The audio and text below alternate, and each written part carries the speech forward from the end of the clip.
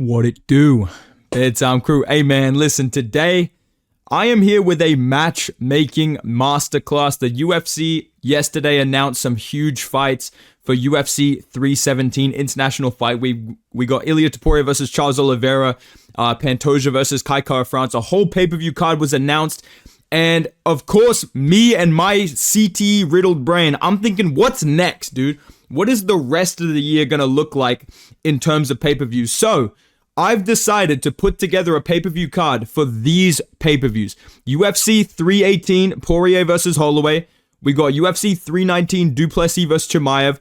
I got the 320 Noche UFC card, and I will be building another pay-per-view at the end of this video as well. So I've given you 4 pay-per-views in this video, and I think they're fucking bangers, dude. I'm just going to be humble about it. I think they're absolute heaters. So first one to talk about, we got UFC 318. Dude. Everything I did in the UFC, dude, you know, everything I did, it was to be the BMF, dude. It was to be the interim BMF. So, this is a huge fight for my legacy, man. Max Holloway, Dustin Poirier. I was one of the people that when this fight got announced, I was saying, dude, why the fuck is this fight getting made? You know, I wanted to see Poirier versus Ilia.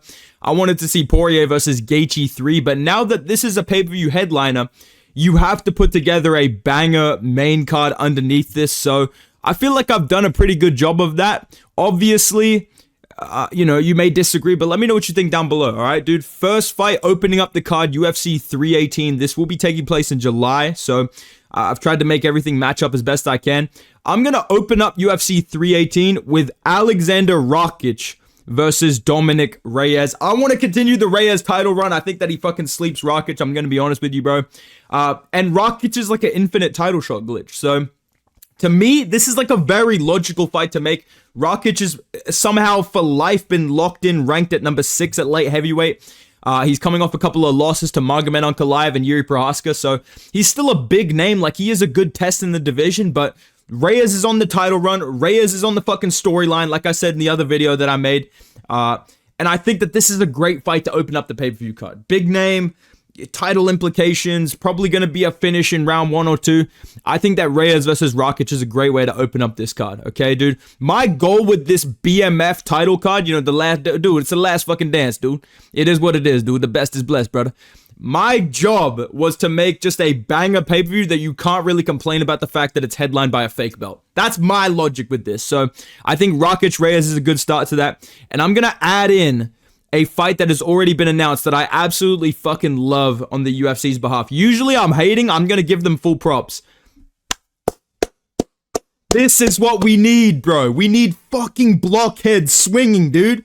We need 2 guys that will go chrome for chrome in that octagon. They're going to be slipping and sliding. They're going to be crashing out. They're going to be raging. They're going to be fucking doing dumb shit. They're going to be pulling mount. This is the type of fight we need. Obviously, I wanted Brendan Allen versus Reinier Dorita, but I will take this instead. I'm happy with this. I love this fight. Brendan Allen, obviously, he's from Louisiana, so I like that he's getting on this card. And Marvin Vettori and him, they have this fucking legendary beef.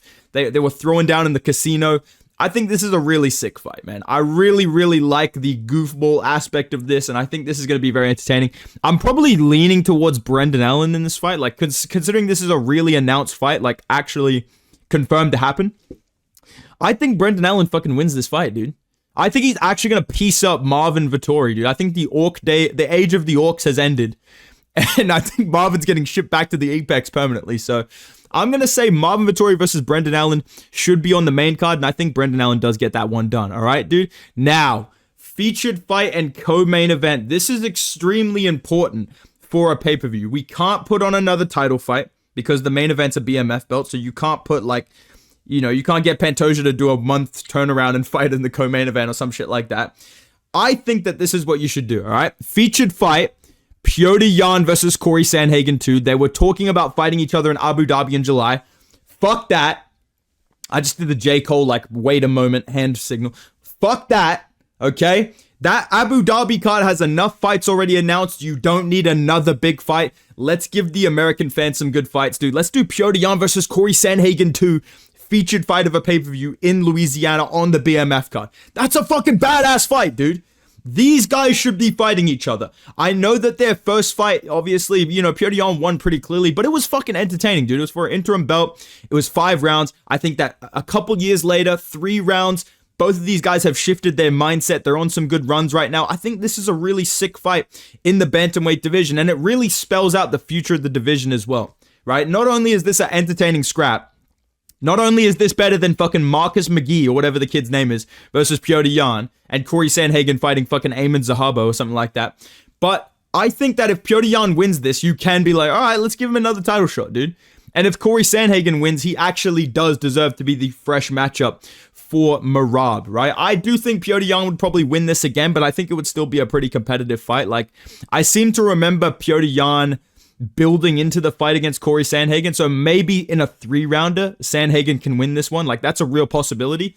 I'm going to say that this would be a sick featured fight. It doesn't have to be 5 rounds. I think it's entertaining enough as a 3-rounder. Probably higher paced as well.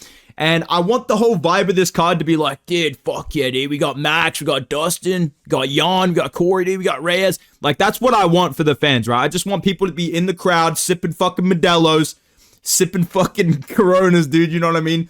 Crashing out over their fucking parlays falling apart. That's what I want. I want meathead vibes on this card. And I think the best co-main event to Max Holloway versus Dustin Poirier for the BMF belt. Hear me out. 5 rounds, Big Rufus versus Dan Hooker. Come on, man. BMF tournament confirmed, basically. Because here's what I'm doing, right? I'm setting up the future, bro. This is a fight that was already supposed to happen. Dan Hooker, you know him. He's going to get back from this injury as soon as he physically can. I think 5 rounds, Gaethje versus Hooker is the co-main event to Max versus Dustin. You have 4 of the BMFs up there at the press conference. Dan Hooker's going to be hating on fucking Ahmed Sarukian. Rufus is going to be grunting. You know what I mean? Max Holloway's going to be, hey, listen, brother, we're going to find out July 7th, brother. We're going to find out, okay? Listen, brother, we're going to find out. You know, it is what it is, brother. You know, the best is blessed, brother. You know, Dustin Poirier's going to be up there crying. Dude, everything I did in my career, dude, you know, I did it to come to this moment, man. You know, they can't take the BMF belt from me, man. If I retire with a belt, you know, that's something for my legacy, dude. That means a lot to me, man. I think this is the perfect BMF card, dude. So hear me out on this 318 card. Max versus Dustin main event. Boom. Trust that. All right. Co-main event. Gaethje versus Hooker 5 rounds. All right. Featured fight. Piotr Jan versus Corey Sandhagen. Badass fight, dude. Badass fucking fight, dude. Marvin Vettori versus Brendan Allen. The blockhead fucking WrestleMania main event. And Alexander Rakic getting slept by Dominic Reyes. This is a great pay-per-view card. Knowing the UFC, it's going to be 2 WMMA fights, a fucking contender series guy, and maybe a good co-main event. This is what I would do with 318, and I see no reason why they can't do that. I think with a BMF belt, you have to stack that card. So that's my card for UFC 318. Now let's talk about UFC 319. Bro, I didn't say I'm going to be headline. I just said I'm going to be the last fight of the night, bro. Totally different, bro. Completely different, bro. There's been a big misunderstanding, bro. We've got Dricus du Plessis versus Khamzat Chimaev in the main event. Nasruddin Imavov is the backup for this, so I think that's his kind of inclusion in this lineup of the next couple of pay-per-views. Maybe if that fight goes through, like Dricus versus Khamzat, there's no issues. We get Nasruddin Imavov versus Caio Borralho around this time as like a fight night main event, but he can honestly just sit around waiting. Like, he does deserve a title shot. He's not like an old guy. He can sit around waiting for the winner of this later in the year. So I think that with the main event of Dricus versus Khamzat, you have a pretty good card there, and you don't have to go all out like I did with 318, all right? I'm not going to give you fucking jobbers on the main card, but it's going to be a little bit, you know, a little bit less, dude. You know what I'm saying, man? Let's talk about this, man. UFC 319, I'm going to open it up with Benoit Scam Denise versus Grant Dawson. Islam Makhachev, I'm your replacement. He's back, baby. I think Grant Dawson absolutely fucking melts Benoit Saint-Denis. People were telling me that Joel Alvarez wants to move up to welterweight, so I'm not going to force this guy to cut down one last time just to send Benoit to the Shadow Realm. I'll just send Islam Makhachev 2.0 instead. Listen, kid, how do you not give Grant Dawson a title shot if he wins this? Literally, bro. So I think that we're going to do Grant Dawson versus Benoit Saint-Denis. There's going to be some exciting scrambles. I think BSD probably gets finished in this fight, but it would be entertaining. Like, he is a fucking marauder, dude. He is a fucking savage, like Joe Rogan says, dude. And yes, I do have an ice bath. And yes, I do take HGH because Rogan told me to, all right, dude? And I think Benoit is good at fighting because I'm a Rogan head, all right, dude? But yeah, that's the fight I would do to open it up. I feel like that's a good matchup. Next fight on the card that I want to see, and listen, it's nothing personal, dude. It's part of the fucking storyline. Dude, I like this fight, dude. You know, it's part of the redemption arc, dude. You know, like, I gotta break my beak, dude. If I have to get sent to the shadow room, it is what it is, dude. You know, I'll bounce back, dude. Knock me down 7 times, I'll come back 8, bro. Straight up, dude. You know, I cheated on my girl 8 times, dude. Doesn't matter. Listen, Brian Ortega, this has to be done, brother. I'm sorry, Brian Ortega. I fucking love you. You know that I love you, bro. You know I'm a big fan of you, dude. This has to be done, brother. We need to get Gene Silva up into the top 5. We need to get him there close. Brian Ortega is ranked number 6 right now. He should be ranked above some of these other guys, to be honest. Like, the fact that Yair Rodriguez cockroached his way back into the top 4 with 1 win in the last 3 fucking years is absolutely insane to me, while Brian Ortega risked it all against fucking Diego Lopez. Regardless of that, Brian Ortega is currently ranked number 6. Gene Silva is the biggest rising name in the division. People are talking about this guy fighting fucking Lerone Murphy, 36-year-old prospect. Fuck that. Nobody wants to see that. I don't want to see this guy beat up Josh Emmett. I don't care. Brian Ortega is actually so intriguing as a fighter, because if he shows up as a blob, he's getting highlight reeled. If he shows up and rolls his ankle, he may potentially fraud check Gene Silva. I want to see this fight. I want to see if Brian Ortega can cockroach his way through this. I don't think he does, but there's always a fucking chance. And if the UFC doesn't want to do this, maybe do Aaron Pico versus Brian Ortega, you know? Maybe incentivize him to move up to 155 by being like, listen, dude, we're going to give you Gene Silva or fucking Aaron Pico, right? Like, I think that this is an exciting fight. I think Gene Silva definitely belongs on one of these pay-per-view cards in the next couple of months. And I think Brian Ortega is an exciting fight. Like, he's a big name. He's a, you know, beloved kind of figure in the division.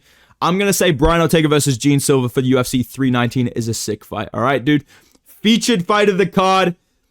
Bro was supposed to fight a little bit earlier, but he couldn't make it. He had some serious commitments. I was offered title fight in June, but I have big exams for geometry, and I have to turn in my homework. But my mom say I can fight in August, so let's go for that.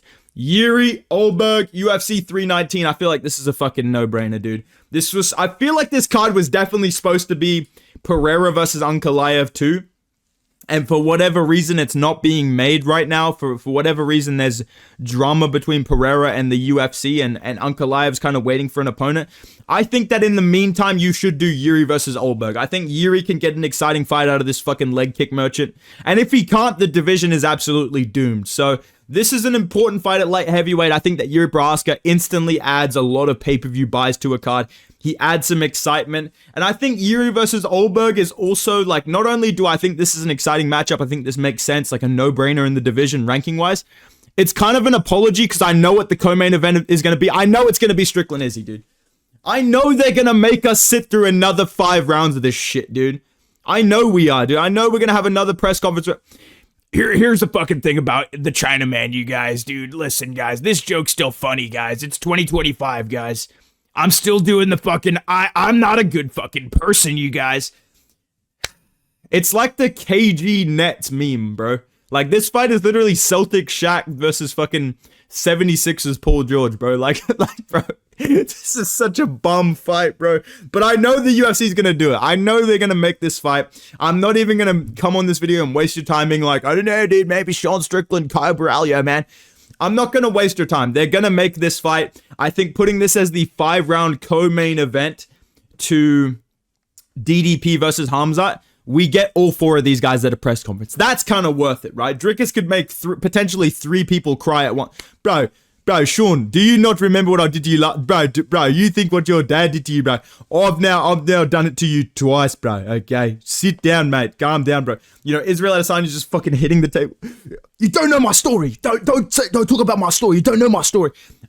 Hamza, brother, I don't give a fuck about this, brother. I want to see King Von, brother. This good fight. You know what I mean? Like, I think that this is a no-brainer. It's probably going to happen. It's probably going to be on this card. At least we will get some fire-embedded episodes out of this card where we have DDP versus Hamzat in the main event. Great fight. Worst case scenario, we get Nasruddin Imavov versus one of these guys, which is still a really cool fight. Still makes a lot of sense. We get those two walking around fight week. They could potentially run into Strickland and Izzy. We get these two beefing with each other again. Yuri's fucking walking around fight week.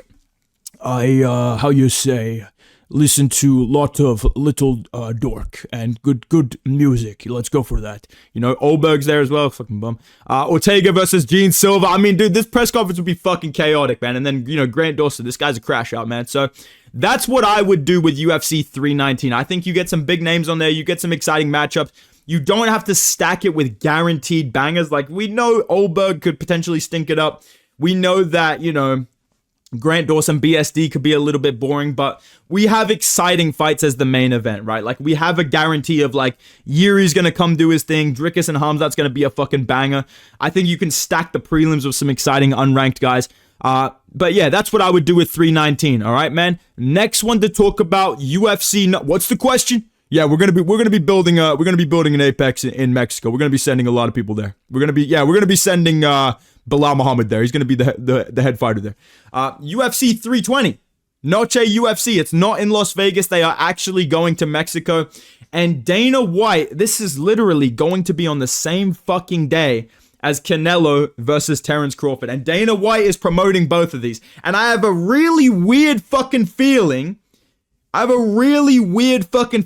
this Noche card is going to be full of fucking jobbers, and the Canelo Crawford card is going to be like, oh my god, we got fireworks, we got fucking Tupac's come back from the dead to perform at this card. Like, why do I feel like Dana White's going to be cheesing, sitting front? He's probably not even going to show up to this fucking card, right? But you know what? I fuck with Mexico.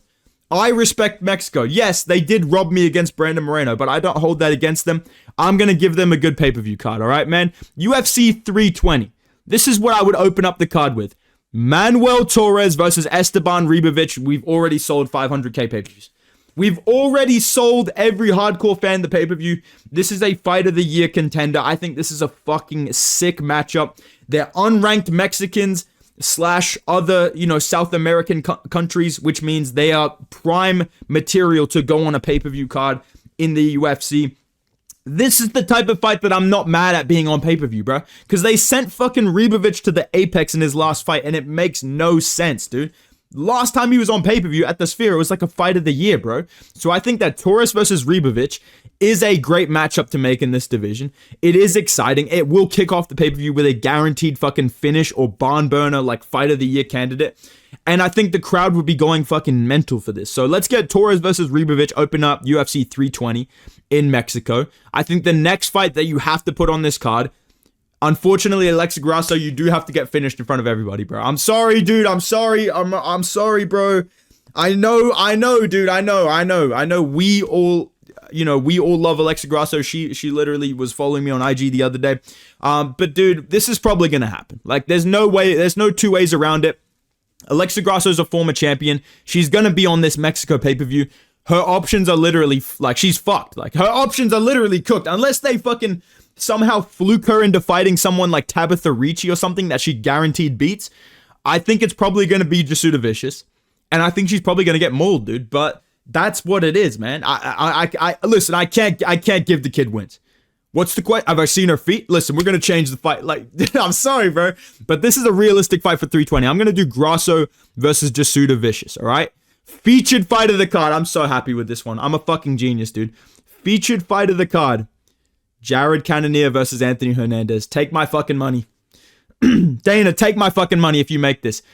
Jared Cannonier could potentially ruin everything for me, or my dreams could come true.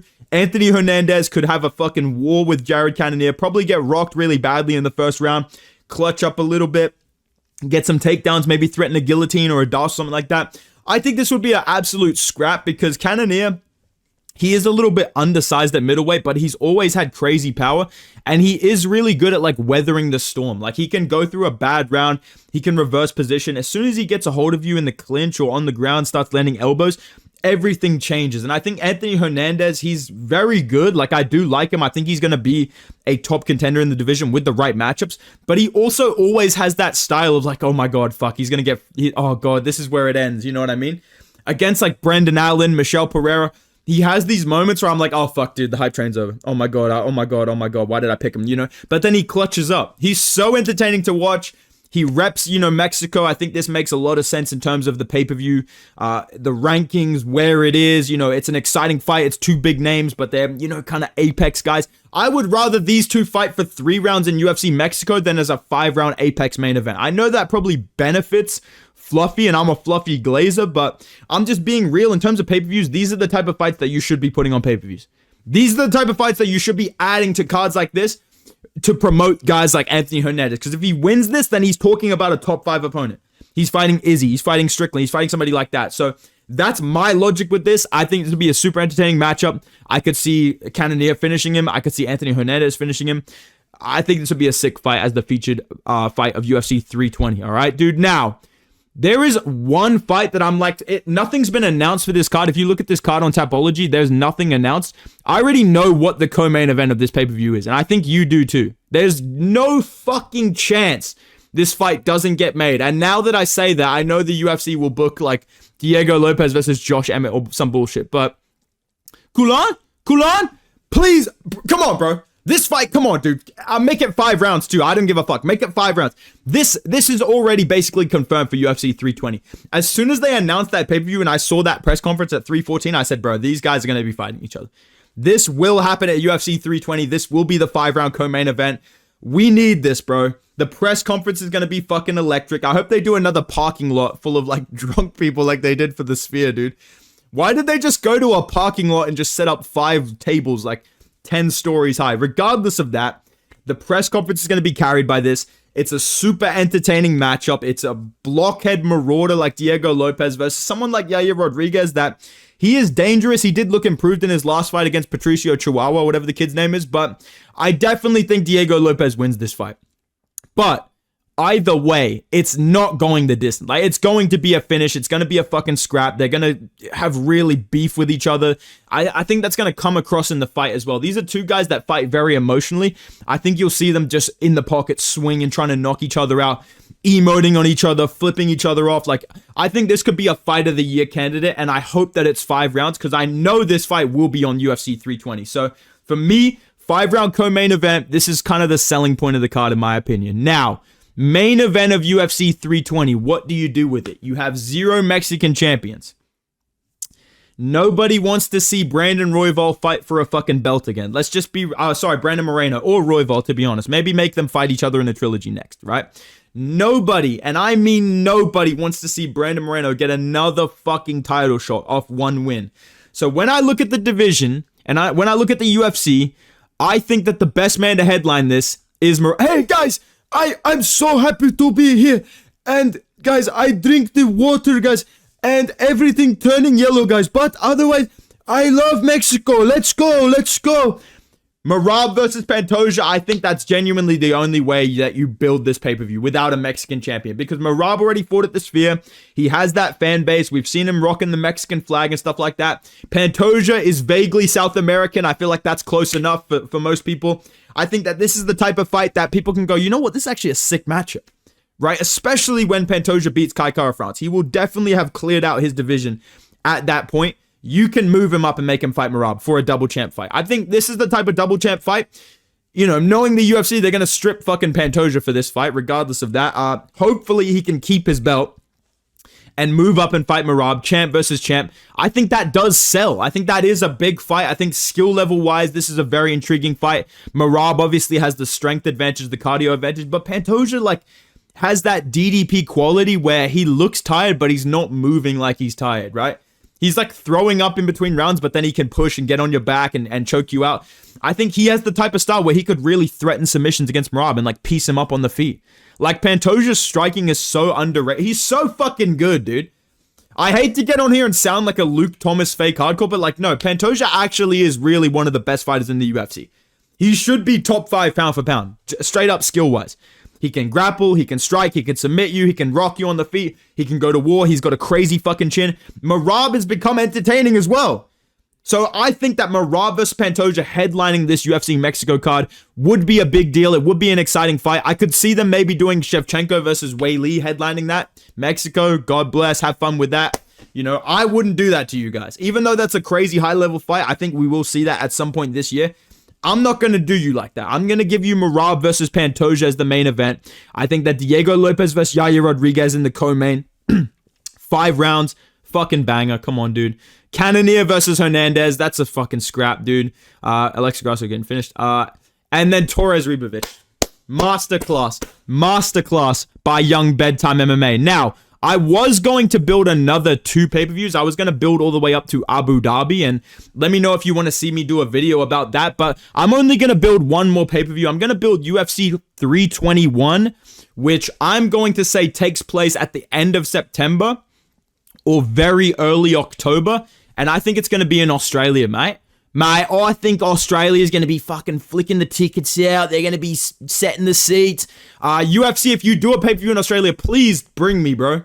Fly me out, dog. Fly me out, bro. I'll fucking interview the guy. I'll be like the Nina Drama of Australia, bro. I'll fucking interview these guys, dude.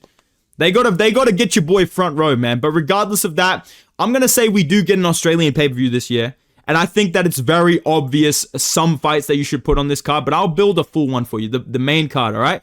Opening up the main card, I'm going to put Carlos Prates versus Kevin Holland. Now, this may seem like a very random fight for Australia, but hear me out, all right? Carlos Prates has family in Australia. He said that multiple times. He likes fighting in Australia. He wants to go there again. Boom. Big name, fighting nerd, exciting fighter, ranked in the top 15, wants to go to Australia. Fucking send him there. He's happy to pay the 60% taxes that our government makes them pay, all right? Kevin Holland. This kid's listen, how do you not do Kevin Holland for the BMF belt versus Dustin Poirier? How do you not make that fight? Kevin Holland will literally fly anywhere. He will fight anybody. He doesn't care about his career. Sometimes it pisses me off. In this case, it's very useful. We can pay him like a fucking child laborer and send him to Australia. I'm going to say Kevin Holland versus Carlos Prates is very doable internationally. And that's a big fight with 2 big names that people will be excited to see. That's what these pay-per-views need. We don't need Justin Tough on the fucking main card, bro. If you can make this fight instead, please put this in Australia. Please give the fans something worth paying so much money to go and see. This is the type of fight that opens up a pay-per-view. They're not high-ranked. They're both in the top 15. Prates is ranked 13. Holland's ranked 15. Not even ranked right now. He might lose to Vicente Luque. It doesn't even fucking matter if he loses to Luque. I think he beats Luque, but it doesn't even fucking matter if he loses, bro. You can still just make this fight. People fuck with both of these guys. So for me, opening up the pay-per-view, UFC 321 in Sydney or Perth, whichever works best. Let's do Carlos Prates versus Kevin Holland, all right? Next fight on the card, I'm going to keep making this fight until the UFC announces it. I'm going to keep pushing this agenda in my videos until the UFC caves in and gives me what I want. Give me this fight.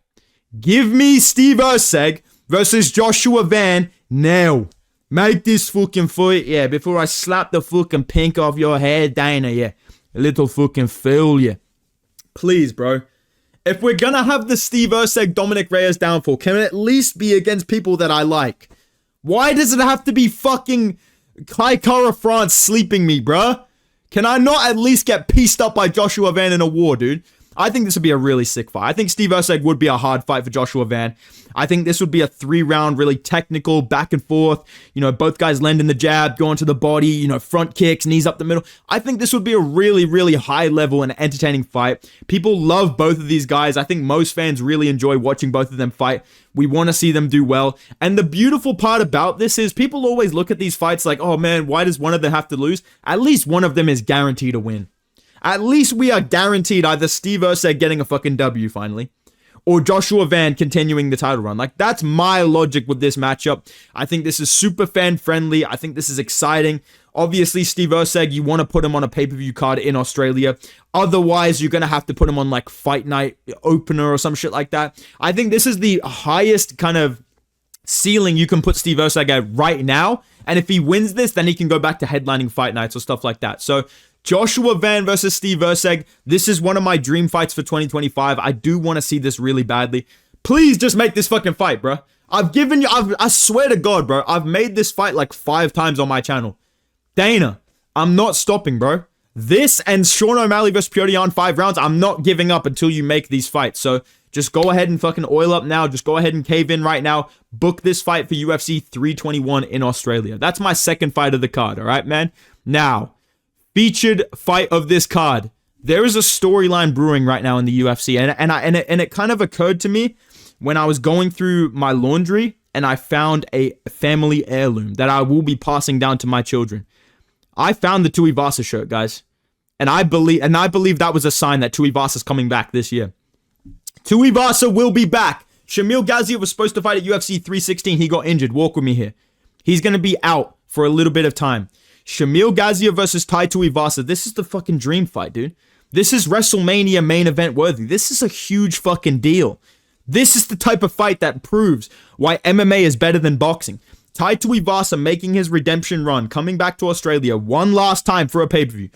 One last time to be standing in the octagon, jiggling at range. This is it. This is everything that he's got. Tai Tuivasa versus Shamil Gaziev. They're probably going to strike for the most part. It's not going to be like someone just smudging Tai Tuivasa. It's not some fucking Contender Series NBA reject that's going to KO him.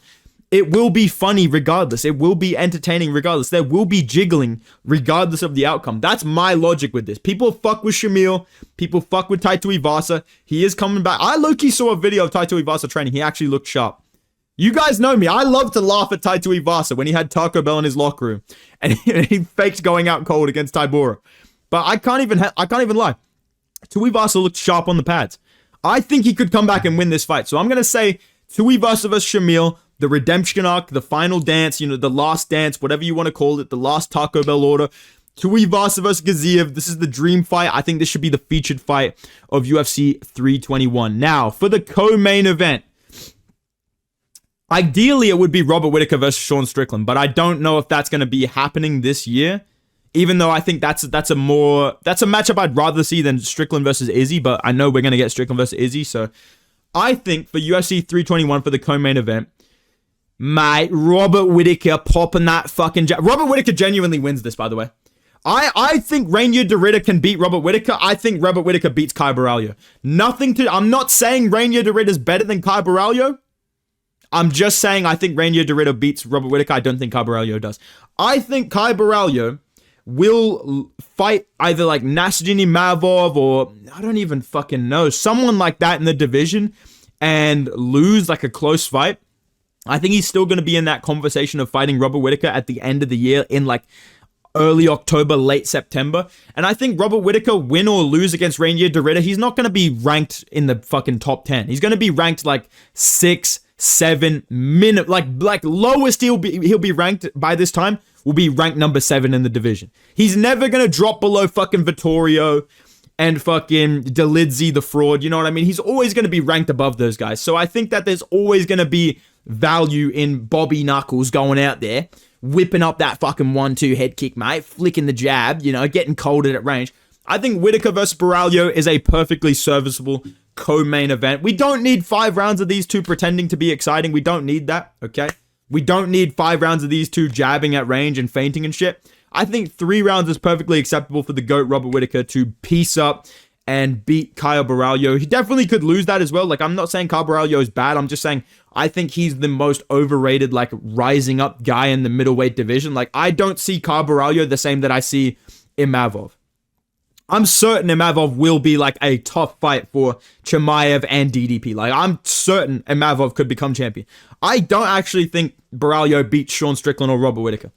I think he could beat Adesanya because Adesanya is like just washed and training with David Goggins right now. Just like, stay hard, Izzy. Stay hard. Who's going to carry the fucking boats? Come on, Izzy. I think he could beat Israel Adesanya because of that shit. But outside of that, I don't actually think he beats Strickland or Whittaker. So for me, Baralho, Whittaker, this is a good fight. There's a very high likelihood we get some happy Rob edits when he wins this fight. Even if he loses, it's not a bad name to lose to. Baralho does have a lot of momentum. So that's what I would do as the co-main event. And then in the main event, oh my God, it's fucking beautiful. It's so, dude, sometimes life is going so good, I forget Volk is also featherweight champion right now. And he's clearly going to beat Movsar Evloev, dude. This is Volk's redemption. This is the end of the storyline. Volkanovski coming back to Australia, headlining a pay-per-view, saving us from terrible main events, saving us from Sean Strickland main events, coming back, fighting Movsar Evloev, who's undefeated, right?